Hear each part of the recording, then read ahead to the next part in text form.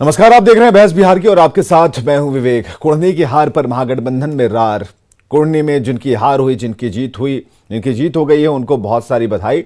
जिनकी हार हुई है वो समीक्षा करने बैठेंगे। लेकिन जो इसे सेमीफाइनल बता रहे थे, वो कह रहे थे कि 2024 का सेमीफाइनल के तौर पर हम इसे देख रहे हैं। तो ये समझ में नहीं आ रहा है कि उनका बयान क्यों नहीं आया, और उस बयान के इंतजार में 8 बज गए, बहस का वक्त हो गया और एक बार फिर हम बहस में बैठे हैं। कुढ़नी की हार पर महागठबंधन में रार।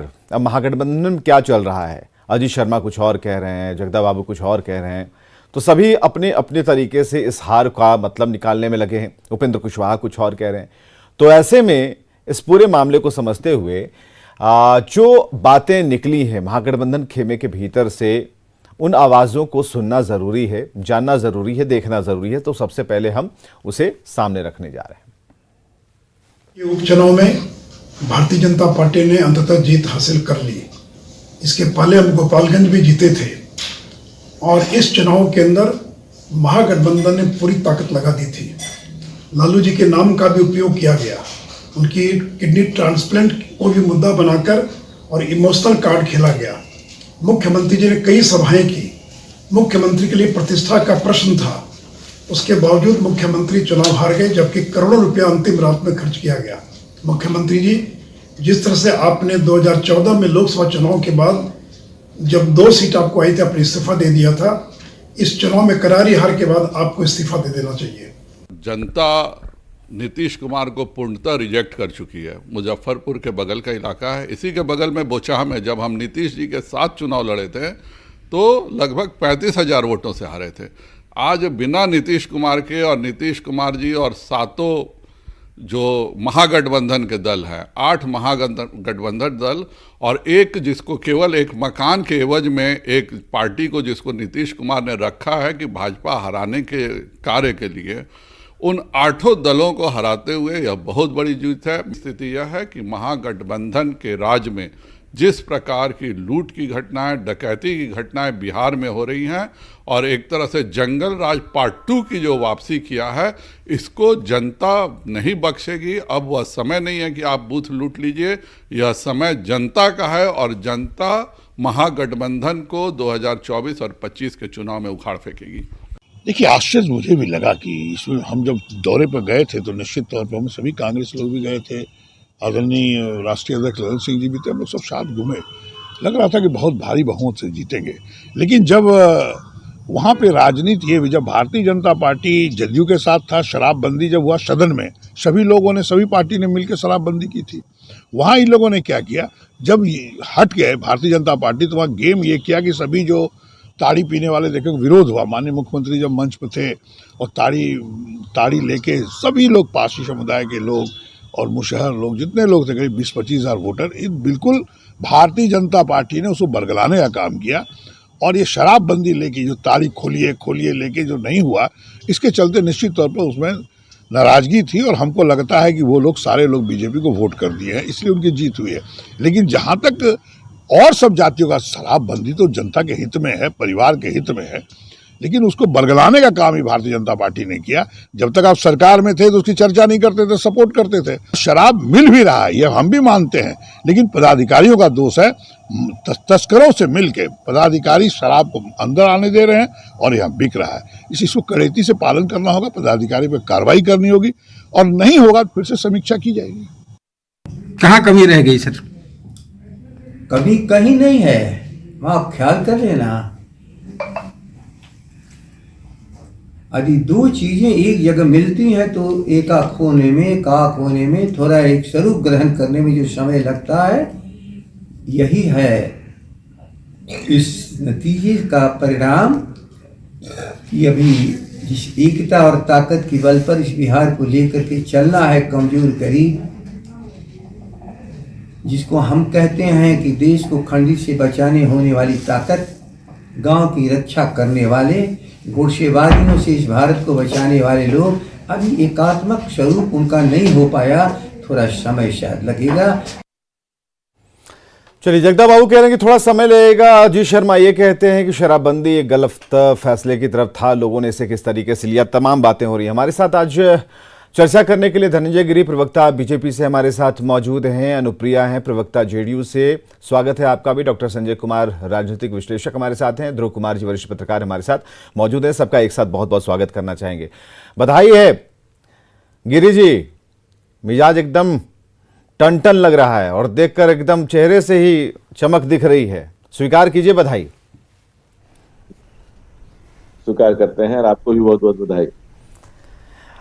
अच्छी बात होती है कि जब कुछ खास मुद्दों को लेकर के पार्टियां जाती हैं और वैसे मुद्दों को लेकर जो कभी नहीं कहा गया हो और जिन बातों को सामने वाली पार्टी स्पष्ट करना चाहती है उसमें पास कर जाए तो खुशी होती है। हमें जरा ये बताइए, इसका विश्लेषण करने हम बैठे हैं, लेकिन महागठबंधन में रार हो रही है, इस चैप्टर पर हम आए। आप लोग कैसे जीते जब ललन बाबू ये कह रहे थे कि सेमीफाइनल है और हम उखाड़ फेंकेंगे? देखिए, जनता मालिक है, लोकतंत्र में जनता ही मालिक है और जनता को कोई घोषणा पसंद नहीं। तो सेमीफाइनल हो गया और फाइनल भी उनको जल्दी देखने को मिल जाएगा। पिछला बार कुढ़नी की चर्चा में मैं आपके साथ ही था, तभी मैंने आपसे कहा था कि नीतीश जी ने एक कुर्सी मांगी और जनता ने उन पर कुर्सियां बरसा दी। No Nitish, go Nitish, Nitish is become liability. Nitish Kumar Bihar में एक लाइबिलिटी बन चुके हैं, जो कोई भी उन्हें ढोएगा वो पछताएगा। देखिए, महज 700 वोट से हारने वाले केदार गुप्ता ने फिर कुर्नी में जीत दर्ज की। यह नीतीश सरकार के खिलाफ एक जनादेश है। नैतिकता नाम की चीज नीतीश जी से उम्मीद नहीं करनी चाहिए, लेकिन अगर उनके पास नैतिकता होगी तो उन्हें इस्तीफा दे देना चाहिए था। कुर्नी उपचुनाव में सरकार की इस सफलता का कोई एक कारण हो तो दिखाए। दर्द इतने हैं, बिहार के जनता के इतने जख्म हैं कि दर्द परेशान है कि निकले तो किधर से निकले। जंगल राज की दुश्वारियों को बिहार की जनता देख और भोग रही है। दोबारा जो जंगल राज पार्ट 2 की बानगी शुरू हुई है। लालू जी बीमार हैं, इस बात का हम सबको दुख है और दुख होना भी चाहिए, संवेदना है। लेकिन बिहार के बीमार होने का उनसे ज्यादा बड़ा दुख है कि जिस बिहार को उन्होंने पहले बीमार किया और उसके बाद लाचार किया नीतीश कुमार ने, उसकी व्यथा ज्यादा गहरी है। उपचुनाव में उनको भी भुनाने की कोशिश की गई कि वो बीमार है, उनके किडनी का ऑपरेशन चल रहा है, ये है वो है, तमाम तरह की सहानुभूति। लेकिन इस चुनाव ने यह साबित किया कि नो नीतीश गो नीतीश तो हो ही चुके हैं। लालू यादव के नाम पर सहानुभूति बटोरने का जो प्रयास है वो भी समाप्त हो चुका है। इस अपवित्र गठबंधन को जनता ने सिरे से खारिज कर दिया है। विवेक जी, उससे भी महत्वपूर्ण बात जो मैं आपसे कहना चाह रहा हूं, अजीत जी को मैं सुन रहा था, कांग्रेस विधायक दल के विधानमंडल दल के नेता को, उन्होंने खुलेआम ये कहा कि बिहार के अफसर तस्करों से मिले हुए हैं। मैं इस बात को रिपीट कर रहा हूं कि उन्होंने कहा कि शराब के तस्करों से बिहार के अफसरों का नेक्सस है। अपनी ही सरकार पे उन्होंने जितना बड़ा आरोप लगाया अभी आपके चैनल पर, मैं कहता हूं कि ये नैतिकता के आधार पर या तो कांग्रेस पार्टी उस सत्ता से वापसी करे या नीतीश कुमार इस्तीफा दे, अन्यथा उनसे जांच बैठाई जाए कि क्या अजीत कुमार जी ने जो आरोप लगाया है कांग्रेस विधानमंडल दल के नेता ने, वो कहां तक तथ्यपरक है, कितना सच है और कितना झूठ है। हालांकि नीतीश कुमार से नैतिकता की कोई उम्मीद तो की नहीं जा सकती। ठीक है, हमारे साथ डॉक्टर संजय हैं, उसके बाद अनुप्रिया के पास चलेंगे। डॉक्टर संजय, जरा ये बताइए क्या ऐसा हो गया, क्या वजहें क्या रही, क्या जो पॉलिटिक्स नीतीश कुमार जिसके लिए वो जाने जाते हैं, दलित महादलित तमाम चीजें जिसमें महा जो लगा है वो नीतीश कुमार के साथ जुड़ा है, लेकिन इस महाहार के पीछे की सच्चाई को जानना जरूरी है, खासकर उनके लिए भी, और ये विश्लेषण कहीं ना कहीं उनके दिमाग को भी खोलकर रख देगा। तो डॉक्टर संजय, जरा ये बताइए कहां चूक हो गई नीतीश कुमार से? देखिए, जिस तरह के समीकरण वहां दिख रहे थे उसमें तो मैं समझता हूं कि नीतीश कुमार जी बड़े आश्वस्त होंगे। लगता होगा कि चीज़ें परिणाम में बदलेगी ही बदलेगी। 7 पार्टियों का ही गठबंधन नहीं था, एक जो जातीय समीकरण जिस पर बिहार की राजनीति की दिशा तय होती है वह भी उनके अनुकूल लग रहा था। ठीक है, भाजपा लड़ रही थी, उनके साथ चिराग लड़ रहे थे, लेकिन एक दबी जुबान से ही, आज हम सुबह में भी आपके स्टूडियो में थे, एक चर्चा आ रही थी कि जो कैंडिडेट मनोज कुशवाहा जी थे जिस पर कि ये पार्टी ने दाव लगाई, शायद मनोज कुशवाहा जी से वहाँ के जो मतदाता थे, वहाँ की जो जनता थी, वो बहुत खुश नहीं थी। ठीक है, पार्टी ने उम्मीदवार बनाया और महागठबंधन ने आह्वान किया, उनको लोगों ने वोट किया, लेकिन कैंडिडेचर पर लेकर के उन्हीं के गठबंधन के लोगों में एक चर्चा थी, अंदर ही अंदर एक चर्चा थी कि मनोज कुशवाहा से एक स्थानीय लोगों में नाराजगी थी। दूसरी चीज़, कभी कभी पार्टियां जब ओवर कॉन्फिडेंस में हो जाती है तो इस तरह के परिणाम देखने को मिलता है। लगता है कि सारी परिस्थितियां तो अनुकूल है, अब तो हम चुनाव को बस परिणाम में बदल देंगे, घोषणा ही बाकी रह गई है। वहाँ पर जनता जो है जब अपना फैसला सुनाती है तो बड़ा अचंभित लोगों को लगता है और फिर अपने अपने तरीके से तर्क देते हैं। आज उपेंद्र कुशवाहा जी की एक लाइन बड़ी अच्छी लगी हमको। ठीक है, वो किसके लिए कह रहे थे, क्यों कह रहे थे, कहने का अंदाज क्या था, ये उनकी भाषा हो सकती है, लेकिन उन्होंने कहा कि जनता के हिसाब से अब चलनी होगी। हमारे हिसाब से जनता बहुत दिन चली, अब जनता क्या चाहती है उसके हिसाब से भी हमें चलना होगा। इसके बहुत सारे निहितार्थ हैं, उस निहितार्थ पर कभी हम लोग बात कर लेंगे। लेकिन हाँ, एक बात जरूर है कि जिस तरह से मतदाता मौन थे, उनकी मुखरता झलक नहीं रही थी, इस पर भी हम लोग डिबेट किए थे बैठ करके कि अब इतनी मैच्योर्ड हो गई है जनता, मतदाता इतने मैच्योर्ड हो गए हैं कि वो बहुत खुल करके वो बोलते नहीं है कि हम किनके साथ खड़े हैं। कुढ़नी में भी वो चीज़ें दिख रहा था, लग रहा था जिस तरह से मुकेश सहनी जी हवा बना रहे थे, कल तक लड्डू वगैरह बन रहा था, इनको बांटेंगे, उनको बांटेंगे, इनको खिलाएंगे, उनको हराएंगे, इनको जिताएंगे, वो चीज़ें कुछ दिख ही नहीं। इसलिए कि मतदाता बड़ा साइलेंटली ऑब्जर्व करती है। हमें, आपको, जो राजनीति में जो लोग हैं उनको लगता है कि जनता हमारे हिसाब से चलती है, हमारे हिसाब से निर्णय लेती है, लेकिन जनता का निर्णय अपना होता है। तो अगर महागठबंधन, संजय आपने बिल्कुल सही कहा कि जब लड्डू की रिपोर्टिंग करने के लिए जब हमारे सहयोगी रजनीश गए तो जो लड्डू बांध रहे थे दोनों हाथ में, उनके भी चेहरे को देखकर ऐसा लग रहा था कि वो बड़े समीक्षक हैं। पहले ही लगता है उन्होंने भाप रखा था कि लड्डू बनवा लीजिए, लेकिन ये पता नहीं कहाँ जाएगा। तो आज टटोलने के लिए गए कि कहाँ सप्लाई हुआ, लेकिन वहाँ पर कोई मिल नहीं रहा था। अनुप्रिया हमारे साथ है। अनुप्रिया, कहाँ पर ये स्ट्रेटेजी फेल कर गई, या फिर जिस ओवर कॉन्फिडेंस की बात डॉक्टर संजय कह रहे हैं, तो लगता है ऐसा कि ललन बाबू जहाँ जा रहे थे वहीं पर सेमीफाइनल सेमीफाइनल सेमीफाइनल कह रहे थे, तो अगर 2024 का अगर ये सेमीफाइनल था तो इसका मतलब क्या समझें? इससे सिर्फ एक डायलॉग समझें जो ललन सिंह ने दिया, या फिर ये समझें कि बस सरेंडर कर दिया हमने? देखिए, सर्वप्रथम मैं कुढ़नी के जनता को मैं धन्यवाद देती हूँ कि उन्होंने जिस तरह समर्थन दिया है और हम जिस तरह से वोट लेकर आए हैं, उसमें 2020 और 2022 के चुनाव में देखें तो बहुत ज़्यादा वोटों का अंतर नहीं है। लेकिन हाँ, हम लोग इस चुनाव में हारे हैं, इस हार को हम स्वीकारते हैं और अपने इस हार की समीक्षा भी हम करेंगे कि हम क्यों हारे हैं। और रहा कि सेमीफाइनल, हम लोगों ने मोकामा और गोपालगंज के चुनाव में भी कहा था, उस समय भी नतीजे आए थे, एक जिसमें एक हमारे पक्ष में था, एक भाजपा के पक्ष में था।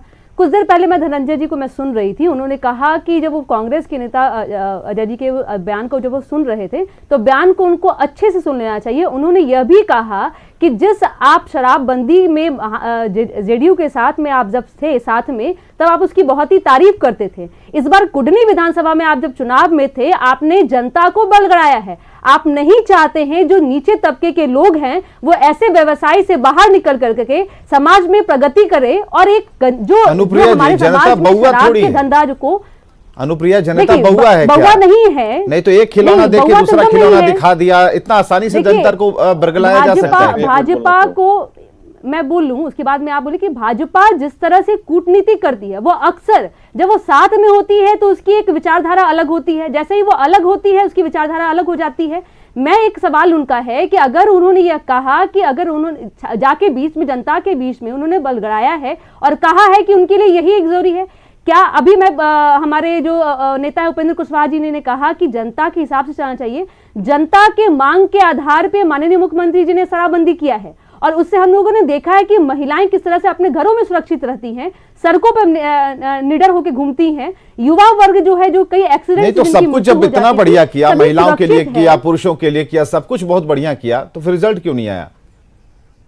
देखिए, चुनाव में जीत और हार लगी रहती है। जब हम चुनाव लड़ रहे होते तो हमें यह पहले से आश्वस्त होना चाहिए कि हम जीतेंगे या हारेंगे। हम अपने फिर मैं कह रही हूँ कि अगर हम वोट को ध्यान में देखेंगे तो हमारा जो वोटिंग है, आप देखिएगा पहले जो हमारे आरजेडी से जो कैंडिडेट थे उनको वोट कितना मिला है, हमें कितना मिला है, हार बहुत कम से है। हम अपनी गलतियों पे समीक्षा जरूर करेंगे, लेकिन डॉक्टर ध्रुव, एक मिनट आते हैं अनुप्रिया, एक मिनट अनुप्रिया, हम आते हैं। सिर्फ जीत हार का ये विश्लेषण नहीं है कि हमने जी हार स्वीकार कर ली, वो जीत गए तो मिठाई खाई।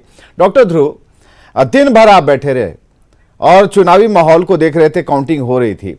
हमें जरा ये बताइए कि ये जो मैसेज को देने की तैयारी में जेडीयू थी कि अगर इस बार जीत गए तो इसका बड़ा मैसेज जाएगा, बीजेपी की भी तैयारी कुछ ऐसी ही थी। अब जिन बातों को लेकर ये कहा कि बीजेपी निकली थी कुछ लिक्विड बना के सबको पिलाती चली गई और सब लोग का मन जो है रात भर में ही बदल गया और अगले दिन उन्होंने बटन दबा दिया। ऐसा हुआ होगा क्या? इतना आसान है? नहीं, देखिए दोपहर में जब पिक्चर मतलब आप कह सकते हैं कि सीन क्लियर हो गया था, तो मैंने एक स्थानीय पत्रकार मुजफ्फरपुर, हमारे मित्र हैं, उनसे मैंने बात की, क्योंकि सबकी निगाहें थी इस बात को लेकर कि आखिर कुढ़नी की जनता क्या अपना निर्णय करती है। और नीतीश जी के बयान की ओर इशारा हम करना चाहेंगे कि 5 तारीख को चुनाव के बाद नीतीश जी ने कहा कि जनता ही भगवान है और परिणाम से पहले मैं कुछ नहीं बोलता। तो ये संकेत है कि कहीं ना कहीं कुछ गड़बड़ हुई है। और देखिए जिस तरह का रिस्पांस वो हमारे स्थानीय पत्रकार महोदय जो आज हमको जो ब्रीफ किए, बोले कि देखिए ये तय थी, मतलब एक विश्लेषण थे वहाँ पर, एक वर्ग ऐसा था जो मान के चल रहे थे कि बीजेपी को कहीं ना कहीं प्लस पॉइंट कुढ़नी में है। क्यों है, कैसे, इसकी समीक्षा बहुत ज़रूरी है, उन बिंदुओं को पकड़ना ज़रूरी है।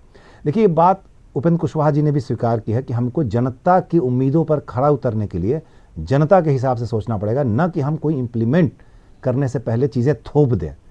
तो ये मानिए कि जो वहाँ की स्थानीय जनता ने, और अगर हम जातीय समीकरण की बात करें तो जिस तरह की बात हो रही थी कि हम माछ भात खा रहे हैं, खिला रहे हैं, हम दावे अपने अपने दावे थे, तो ये कहीं ना कहीं से दावे अपनी जगह हैं, लेकिन जो चीज़ें धरातल पर आई हैं वो ये आई हैं कि कहीं ना कहीं से महागठबंधन के जो आप कह सकते हैं कि जो उनके वोट बैंक थे, जो अति पिछड़ा वोट बैंक है, जो दलित पे निगाह थी, वो कहीं ना कहीं से वो उसमें दरार हुई और वो बीजेपी के जिस कारणों से आप कह सकते हैं कि चिराग पासवान फैक्टर हो सकते हैं, लेकिन कहीं ना कहीं से वो प्लस पॉइंट बीजेपी। क्या आप इसे भरोसे का नाम देंगे कि मोदी के ऊपर भरोसा, जो दलित महादलित की बात जो नीतीश कुमार करते रहे, इन्हीं का वोट बैंक भरोसा कर गया मोदी के उन बातों को लेकर जिसके लिए वो जाने जाते हैं? देखिए ये तो विवेक जी आप भी समझेंगे इस बात को कि जो केंद्र सरकार की जो योजना है उसका लाभ लोगों को सीधे मिल रहा है, बिल्कुल, चाहे वो अनाज योजना हो या अन्य तरह की योजनाएं हो। दूसरी ओर स्थानीय मुद्दे ये थे, और एंटी इनकम्बेंसी एक बड़ा महत्वपूर्ण फैक्टर होता है, वो स्थानीय लोगों को स्थानीय सरकार यानी राज्य सरकार से है। इस बात को सरकार के लोग स्वीकार करें ना करें, लेकिन कुछ हद तक कर रहे हैं।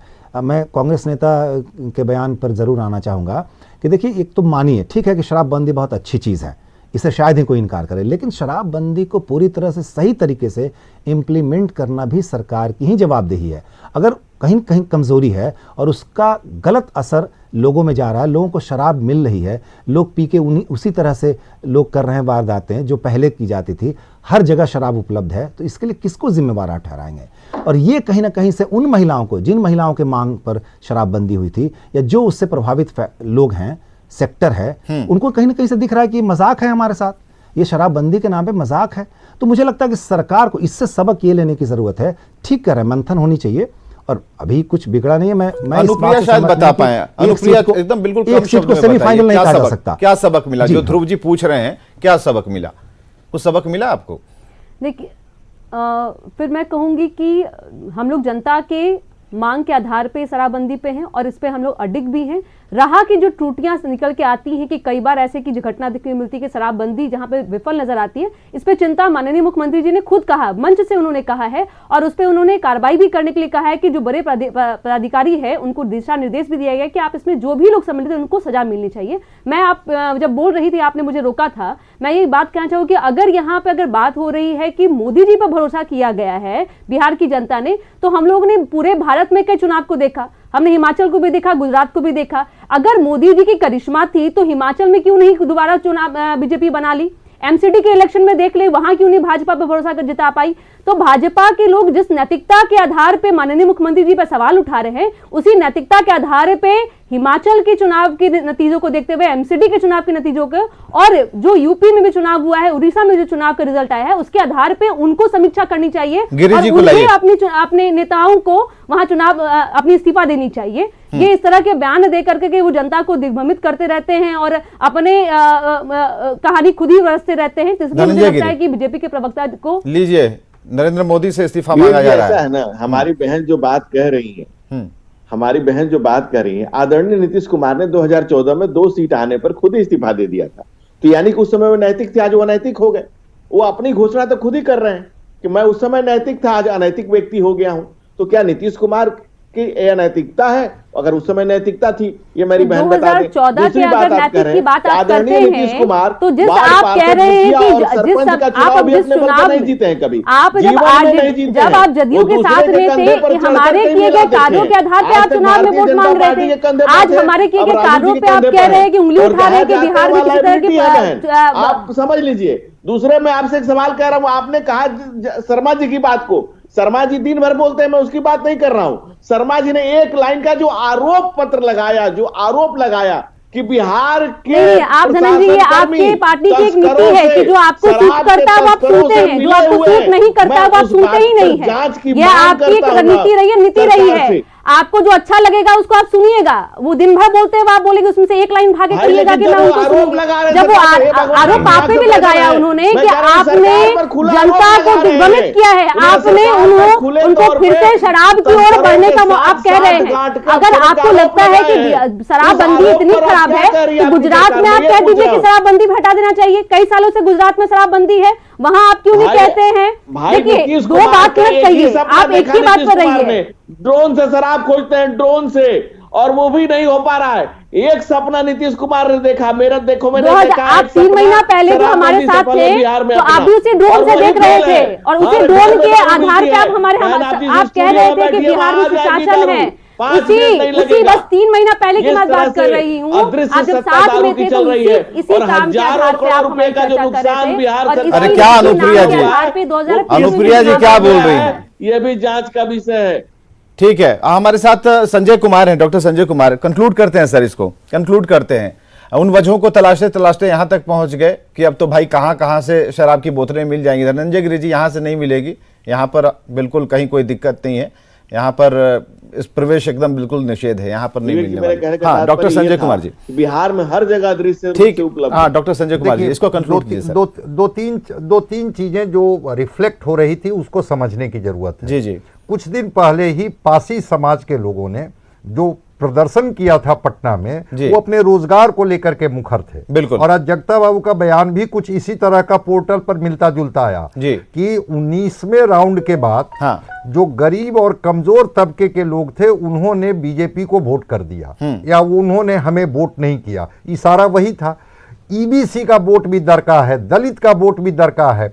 तो अगर आज उपेंद्र कुशवाहा जी के बयान को देख लीजिए, जगता बाबू के बयान को देख लीजिए और अजीत शर्मा जी के बयान को देख लीजिए, इन तीनों के बयान के ये मायने हैं कि कहीं ना कहीं महागठबंधन से नाराजगी जनता में है। चलिए, डॉक्टर संजय जो बता रहे हैं वो ये कह रहे हैं कि महागठबंधन के जो बड़े नेता हैं, जो बड़े लीडर्स हैं, जो बढ़िया कपड़ा पहनते हैं, बंडी पहनते हैं, उनके बयानों में ही अगली जीत का मंत्र छुपा है। अगर जेडीयू पढ़ ले, उन्हें बुलाकर अगर पढ़ ले, जानकारी ले ले, तो पता चल जाएगा कि हम कहां कमजोर हैं। जरूरी है कि आंतरिक समीक्षा होनी चाहिए, क्योंकि आंतरिक एकता पर बीजेपी ने ध्यान दिया, फोकस बिल्कुल क्लियर था, लक्ष्य सामने था, उस पर काम हुआ और जहां पर जीत उन्होंने दर्ज की है। यहां पर अगर डोली डगमग डगमग अगर नाव अगर इनकी हो रही है तो इसके पीछे के कारणों को भी उन्हीं को तलाशना होगा, महागठबंधन को देखना होगा। खबरें लगातार जारी हैं। आप लोग का बहुत बहुत शुक्रिया, आप लोग समय निकालकर हमारे स्टूडियो पहुंचे और इस चर्चा का हिस्सा बने।